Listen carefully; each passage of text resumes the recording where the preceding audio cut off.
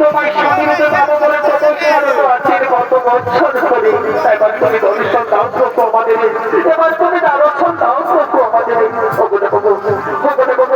এত টাকার পর যে পুষ্পমালা পাওয়া যাচ্ছে না, তাহলে এখন কি হবে উপায়? কেমন করে সেই তারকাসুরের পরিবে দেখো।